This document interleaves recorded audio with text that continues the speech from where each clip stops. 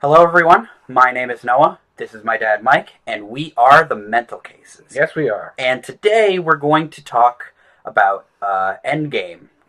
But first, I want all of you guys to know of our more or less mind space on the MCU. So, Dad, first off, what are your overall thoughts on the MCU? And do you have like a favorite movie and a least favorite movie, and why they're in those areas for you? Sure. The MCU is a comic book lover's dream come true. I think no one ever expected to have movie serials of superheroes come out like twice a year. Right, for a decade. It'd be big. Each one, even the little ones, even the bees are big. Doctor Strange was big. I mean, even Ant-Man. Right, even Ant-Man. Everybody loves Ant-Man. Right. So I think that's pretty amazing. I don't think anything like that had existed previously. There'd been superhero movies, right? Like Superman the movie, Batman, right? And in cartoons, it always done well, whether it was DC or Marvel, but never had this giant elongated serial. It's like a serial. It's like the serials of the 1940s, right? And I think that's really very special. I would say my favorite of them all is probably the Avengers. Avengers 1. And I would say that because I think that's a pivotal movie, because that's when the MCU really came into its own. It's when Marvel pulled ahead of DC. And in fact it literally did, because that was the same year and the same summer as The Dark Knight Rises. Right, which didn't do as well, and everybody was like, "Whoa." Right. And so and the Avengers was just more fun. It was just you could tell it was an enjoyable experience, and I actually put it in my top 5 superhero movies. Really? Yes, and I'm not. Remember, I'm a DC, and I put the Avengers. So I would say the Avengers is my favorite out of them all. My least favorite, I don't know. I mean, some I like better than others. This you didn't ask this, but I actually think Age of Ultron is underrated. I actually like Age of Ultron. All things considered, I knew it wasn't going to be Avengers, and nothing could, it was never going to be that, and so I came in expecting it to be a little bit under, but okay, and that's exactly what it was. I'm a fan of Avengers Ultron. Okay, I guess my least favorite are probably the Thor movies. I think my least, as fun as Ragnarok was, and I did get a good chuckle at Ragnarok. As fun as it was, I would say those are probably my least favorite because they're the most goofy. Admittedly, he's probably had the worst trilogy. Yes. Like, Iron Man had, like, a good movie, and not so great Iron Man 2, but Iron Man 3 is really much better than people give it credit I think for. Captain America had the best trilogy. I think also each one was better than the last. For me, personally, Captain America, the First Avenger, is super underrated. It's way better than people give it credit for. All right, so what about you? What is your favorite MCU moment? It's hard to say. Part of me would say Captain America, the First Avenger. I do like that film a lot more than I feel people do. Mostly for Steve. Like, people, again, it's like credit where credit's due. It establishes his selfless, righteous personality in a really great way. Like he's the he's the Superman of the group, and he really feels like a really good Superman. Like, he feels like a Boy Scout and everything, and there's something about that I really appreciate that First Avenger really nails. Yeah, actually, you bring up something good, is that the MCU is able to out DC. Right. What I liked about the Avengers, and I even said at the time, is that was the Justice League movie we've been waiting for. Right. That's what the Avengers was, of DC. Yeah. But they did it. But they really did it. No, well. They did it. Avengers is a home run. In terms of my liking of the MCU, I more or less put the entire thing pretty high. Well, you are a Marvel. Yeah. Traditionally. Yeah, traditionally I am. Which then brings us to Endgame. So this is the Mental Cases Endgame review, I guess. Which I guess is or commentary. It's not really a review. It's more commentary. Right. And it's, I guess, spoilers. Yeah, lots of spoilers. Iron Man dies. There. Too late. Damn. But it's been like, what, 2-3 weeks by the time if you haven't seen it, like, please. Yeah, come on. You're a loser. So to start it off, okay. What do you feel about the film overall? All right. So granted, maybe this is just because I'm old, and I'm Generation X, and I'm old. Mm-hmm. Now I left happy. We went together. We went first day. Yeah, we every did. Movie first day, first showing. We came out happy. I felt entertained, but I have to say, I feel that it's a miss. Really? Yes. I'm not saying that it's bad. I mean, I want to try to make sure the audience understands what I'm saying. I didn't think it was a bad movie, but I think it's a miss. I think it missed its target, and because of that, and I realize everyone's going to lose their minds over this. I think it's kind of overrated. Damn. Like, I can't believe it. Like, it beat Titanic. Oh, yeah. It's heading for Avatar. Office, yeah. If not, so, which is, and I'm glad, and I'm happy for Disney, and I'm happy for the Avengers cast. They all worked very hard. Of course. Everybody did a good job. It's not that, and here's the thing, it's not that people screwed up or didn't put in enough effort or weren't caring about the movie or the characters. None of that. I think it's a miss because it's just too many balls in the air. There's too many balls in the air, too many plates spinning, and eventually something's going to fall and crash. And that's just the bottom line. It was too much in one movie. In fact, I think the whole Infinity War Endgame saga probably should have been 3 movies. Really? Yes. And then everyone would have got plenty of time. Like Lord of the Rings. Everyone would have had plenty of time, plenty of screen time, plenty of adventure. I guess Disney's thought process was if they did that, then people might not even go to the third one because it's like, really? We have to wait for another movie next May? But that's exactly what they did for Lord of the Rings. That's exactly what they did. And people ran to Return of the King. And look, everyone knew it was going to happen. Those books have been out for decades. Right. Everyone ran out. I ran out. I mean, everybody ran out. Okay. So I think it's a miss. And my opinion of it is that, and this is a classic third chapter problem, even for video games, not just movies, the whole is less than the sum of its parts. I think that it has very good parts. Yes, okay? Yes. Like very good scenes, very good setups, very good moments, payoffs. So it has a string of things, but the narration they try to put through all the parts doesn't really hold it together well. And does not do well for reasoning if you think about it too much, which is like for a minute you realize it doesn't make any sense. Right, and that's where my opinion comes in. Whereas I feel like I was more happy coming out of it. Yes, you were, yeah. Kind of shocked that you had felt this near miss. But honestly, now that, like, as you said, I stopped and actually thought about it, it does have a lot of problems. But it's in a weird place where, like, the payoffs and, like, fan service and emotion is so high, despite the fact that the narrative and logic feels I was satisfied. Iron Man's death was tragic and beautiful. The funeral was great. Right. Old Captain America was a great scene. Right. Natasha's sacrifice was heartfelt. I mean, the individual parts are actually pretty good.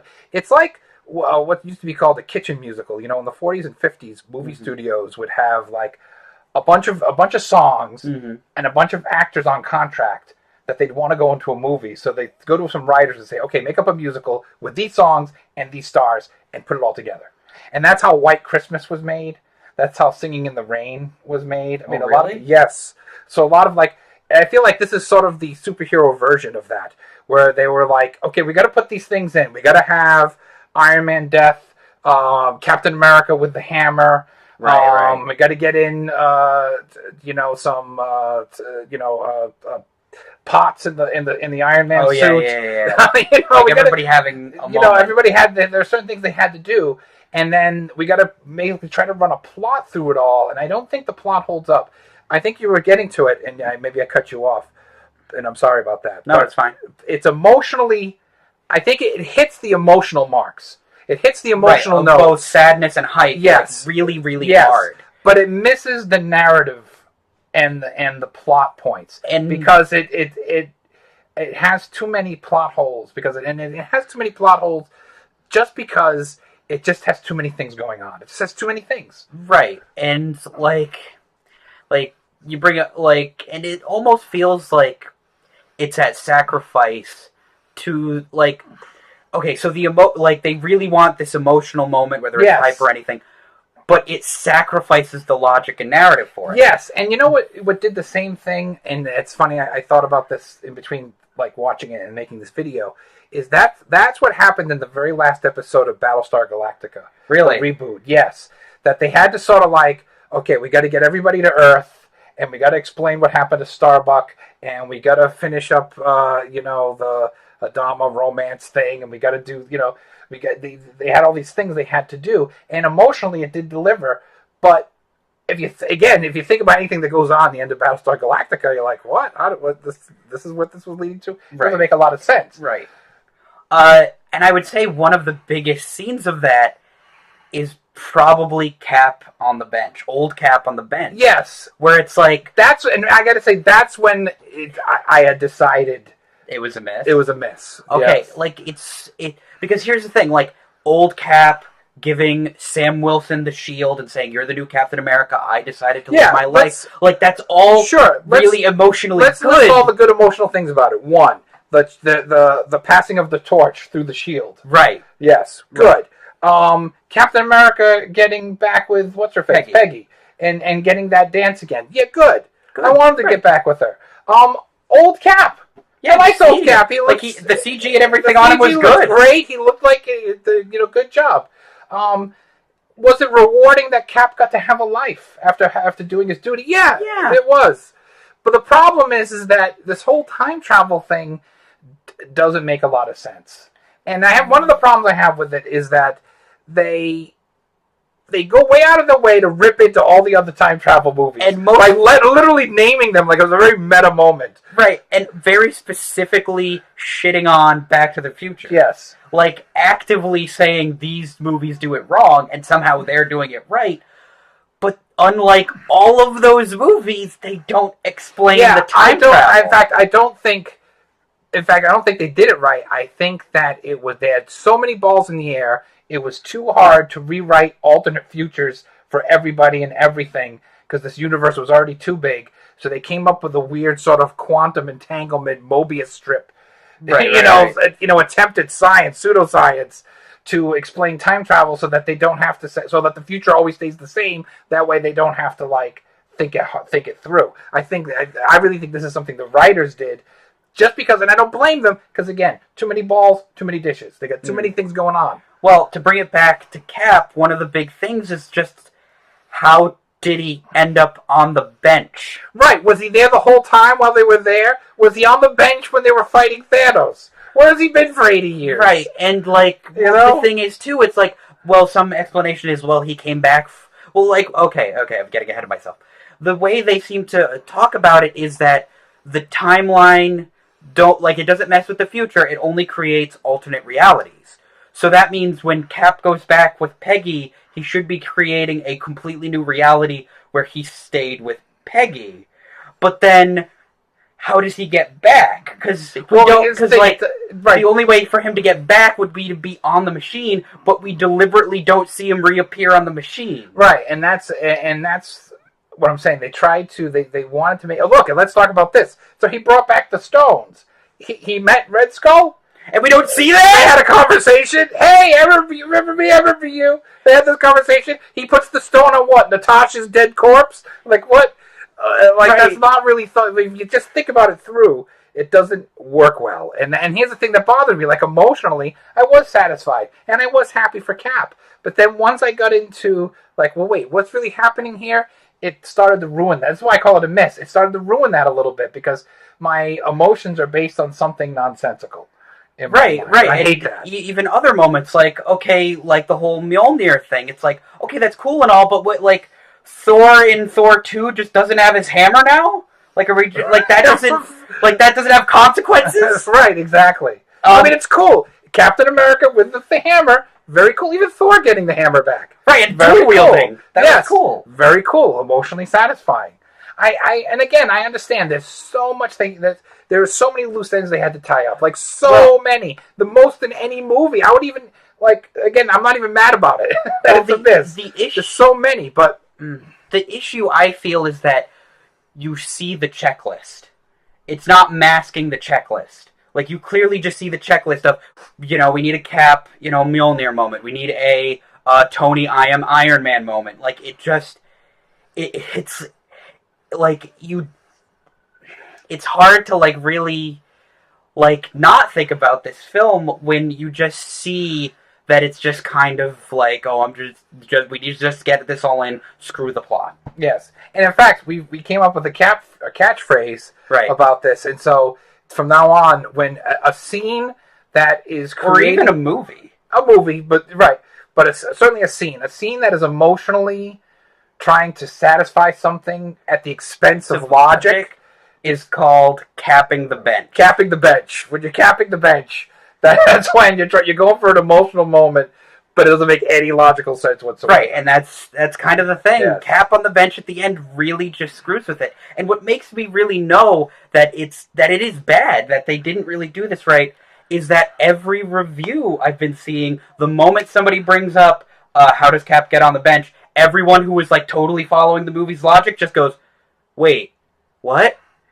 How did he get on the bench? Yeah, and right. Totally, like, they don't get it. They don't understand. And this is where it's disingenuous to crap on Back to the Future, because Back to the Future gets it right for the most part. Right, they really do a great job tying it up, explaining it. Everything from whether down to the minute detail. Yes, no matter what it is. Even in Back to the Future 3, they get it right. I was, and in some of these reviews, everybody goes, oh, in all the time travel movies, it's always so convoluted. It always makes you ask so many questions. It's like, no. Bad time travel movies make you ask all these questions. Yeah, and unfortunately, this is a bad time travel movie. That's why it's a miss. Where does Loki go?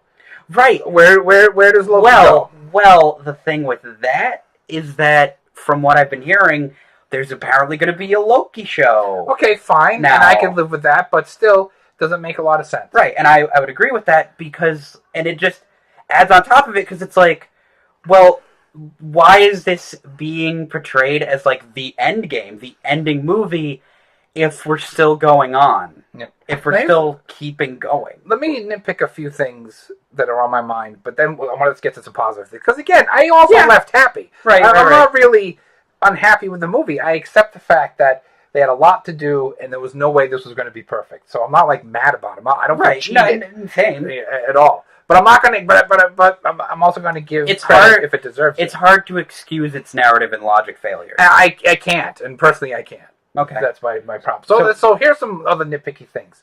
One is, Fat Thor was funny for about 5 minutes, but then I didn't want it anymore. Yeah, same, man. I like my Thor cool. I like my Thor strong. I don't like him pathetic. The issue I felt with it was that I saw the character arc they wanted to go for. Sure, it's understandable. He feels like a huge failure for what happened. Yep, and it's a new thing. No, whoever thought of Fat Thor? I mean, I have to say, right? I never thought of it. You weren't walking into the movie thinking that. Yeah, but.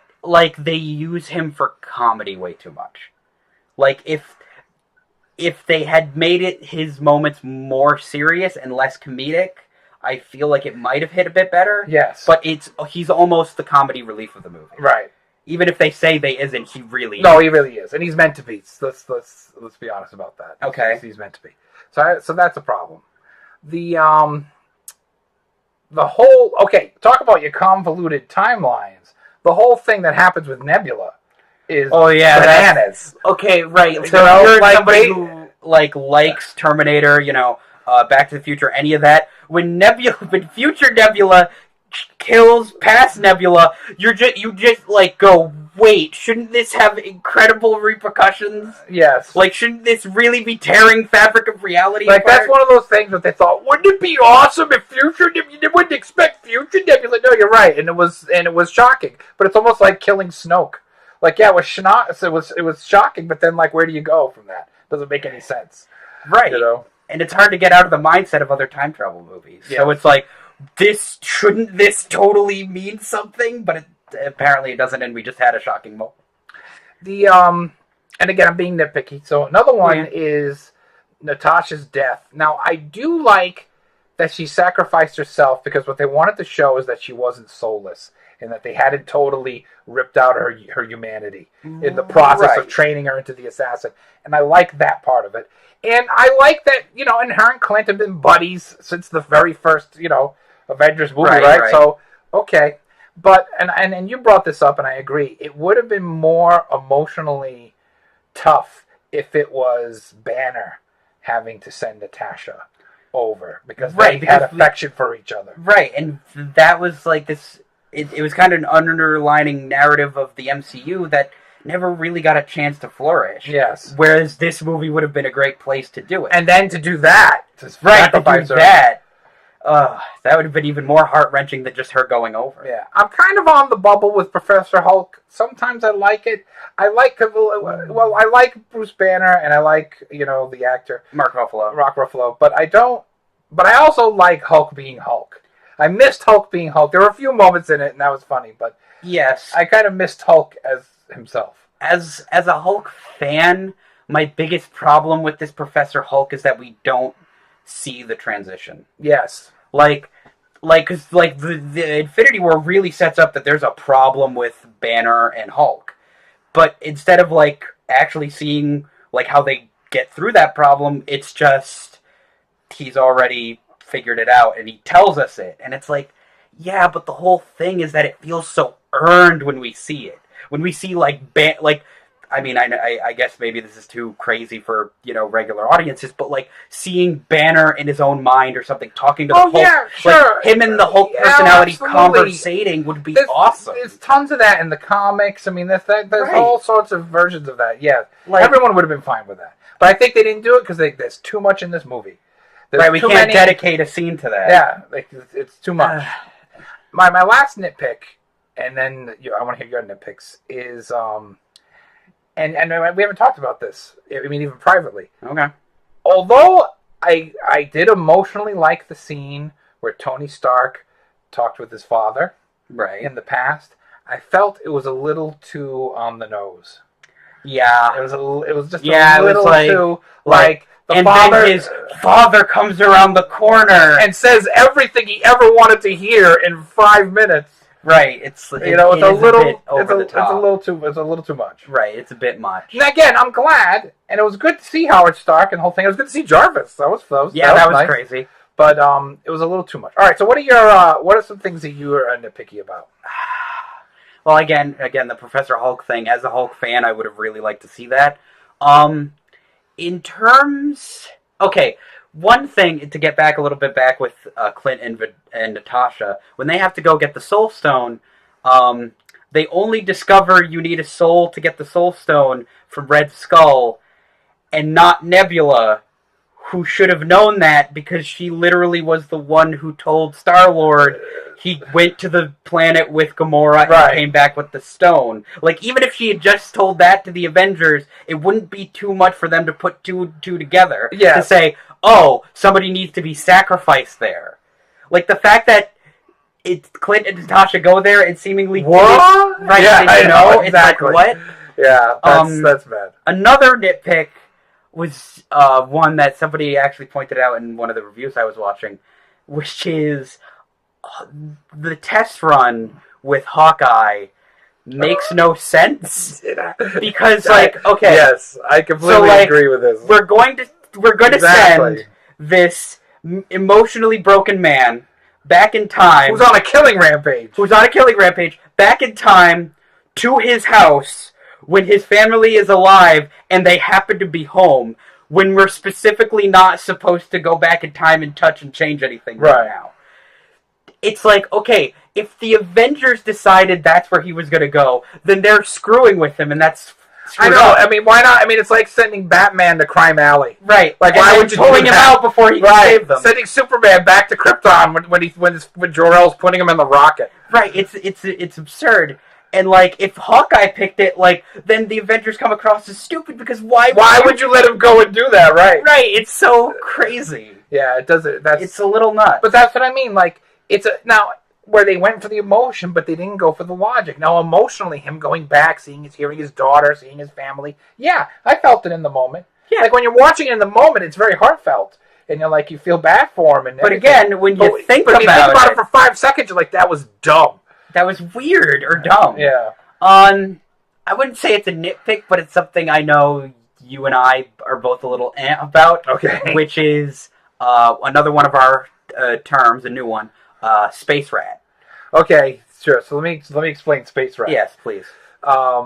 So Space Rat comes from one of my least favorite scenes in one of my favorite movies, which is Star Trek II: The Wrath of Khan. Right. I love Star Trek II: The Wrath of Khan. I think Wrath of Khan is the best of all Star Trek movies. Love Wrath of Khan. Now, there's one scene though I hate because it's dumb. It's when you think about it. When you think about it, it's dumb. So they're on the space station looking for the people who are making the Genesis device, and Dr. McCoy is walking down a corridor, and he hears a noise, and he turns around, and it's a rat. And that scared him, and then he's like, oh, it was nothing. And then he turns around again, and he bumps into a dead body that's hanging from the rafters. Right. Now, so my thought about it is, what is a rat doing on a space station in the 23rd century? Like, how did rats get all the way into this very secure space station about creating the Genesis device and all that? Doesn't make any sense at all. It's one of my least favorite, because I love the movie so much. It's one of my least favorite scenes. So Space Rat is any device, an object or a person or a thing that is meant to move a scene along. It's meant to move the scene or move the plot along, but doesn't have any logical place.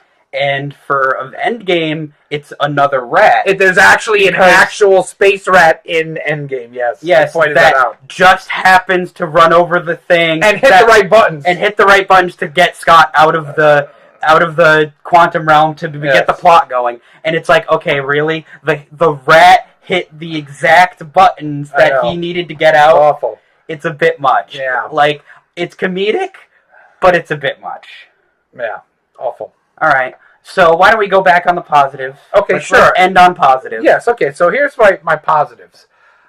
And I'm glad I'm going to start this one off, and you like it too, is I really, really appreciated the women of MCU roll call. They did. That was really wonderful, and they were sending a message. That was Marvel and Disney sending a message, and good for them for sending it. That is a message to all of the nerdists who have been going off on misogynist rages about Captain Marvel and how women are heroes and can be heroes. Yes, and what was great was, I think, the moment that happened, I turned to you and went, oh my God, this is literally them saying, screw you guys for being misogynist. It's being a bunch of sexist jerks. Yes, right. And good for them for doing it. Now, again, is that emotional and not logical? Because this is what the nerdists are going to say. Doesn't that fit in with your argument about... Yeah, probably. I mean, all the women just happen to be standing next to each other in this giant battle. Right, sure. And they stood for a picture that nobody took. Yeah, exactly. Right, like, is it a bit much for them to just stand like that for that moment? It is, but still, I'm glad they did it because it was a message that needed to be said. And it was a point that needed to be made. And I'm proud of Disney and Marvel for making that point. Yeah. So that's one of my favorite points. Mine, the full final battle is just crazy because everybody gets a little moment. Sure. You'd wish they'd have more, but like everybody gets a little moment. I have to say, man, I really liked Captain Marvel's moment. Yeah, it's really. Yeah, I know everybody's like, oh, I like the haircut. Okay, gonna be real? Yeah. She looks really hot in that haircut. Yeah, she looks better. Like the haircut. She looks damn fine. I hope she keeps the haircut. I agree. Like the haircut. Like, it was awesome. And just her moments where she, like, comes down, completely wrecks the ship easily. Then she, comes down, gives a little sassy hello to Peter Parker, grabs the gauntlet, has to fight Thanos. Thanos headbutts her. She doesn't even flinch. Like, that was, like, for me, that was like, oh, yeah, Captain Marvel kicks ass. Oh, it's great. Like, I was happy for that after all that happened with her movie. Yeah, I do think that the whole Tony Stark sacrifice death scene was handled perfectly well. I don't think anything needed to change about it. I think they handled it very well. Mm-hmm. I think that the funeral, and then going through each party at the funeral, I think that was really a good, poignant moment. At some point, though, it just becomes like a punch in the crotch, though, because it's like, oh, and we're going to use the thing from Iron Man 1 that Pepper made that says, and proof that Tony Stark has a heart. And I'm like, oh my God, come on! It's the big funeral scene. I know, but it was just like, after seeing him die and the message and everything, it's like, now we get this, and it's like, Jesus. Like, I'm crying at this point. Just let me breathe. Yeah, I like that. Yeah. I think, it it is satisfying in an emotional sense. I was happy to see, everybody was in character except for Thor, but that's okay. Yeah. But everyone was in character. Everyone put in, nobody was phoning it in. Like, I whether we're talking about Robert Downey Jr. or anybody else, nobody phoned it in. Everybody took it very seriously. I like that. I like that there was an attention to detail and effort put into it. I agree. But it's a miss, and it's a miss meaning that it was trying to be the end all be all of final chapters, and it misses because if you just think about it for a few minutes, and not even a few minutes, the logic falls apart. Well, and it doesn't make any sense. And in the end, it's not a final chapter. Right, and I think what we really have here is this is a good time to introduce this. I think that the MCU has jumped the shark with this movie. Now, jump the shark doesn't mean it's the end of the series. People, because I actually watched the actual Jump the Shark episode of Happy Days. Oh yeah, I actually saw it live. It was a double episode. It was a cliffhanger. I actually watched that. I watched the whole thing happen. And it's not the end of. Happy Days went on for like 6 years. Oh yeah, after that. No, and like we're still getting Spider-Man. Right, there's going to be Doctor more Strange MCU. Too. Like we're going to get good stuff. But Jump the Shark is when you're trying to top yourself and you overdo it, and you end up sort of not, and it ends up looking kind of ridiculous because you're trying to overdo the last thing you did, and it becomes too much. And that's exactly what the Endgame is. So is this the end of the MCU? No, there'll be MCU for a long time. Right. But I think the pinnacle of the MCU was Infinity War. Really? Yes, and I don't think the MCU is ever going to reach the level of Avengers or Infinity War again. Not for a long time. Anyway. I mean, apparently we may not even be getting any more Avengers movies, so that's so that makes sense. All right. So what are your final thoughts? I would have to agree. It's mostly satisfying. It's just that the time travel and the overall narrative have more problems than I think people are giving credit for. That's what I would say. It's like, it's emotionally good, but like, think about it and it falls apart. Right. I think we've really cemented it with that. Well, that's plenty of content, I think, for this video. Yep. Thank you, and subscribe to our channel. Follow us on Twitter. Follow us on Facebook, and support us on Patreon. Support us on Patreon. Tony, bless you. Wait. Okay, we're gonna edit this out. Okay.